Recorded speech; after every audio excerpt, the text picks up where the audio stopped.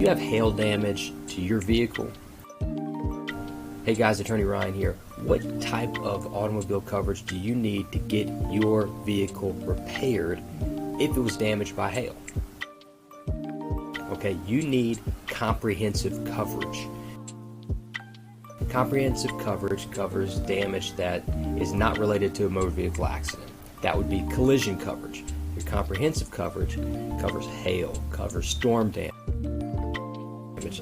animal damage, anything that's not a motor vehicle accident. Hope that helps.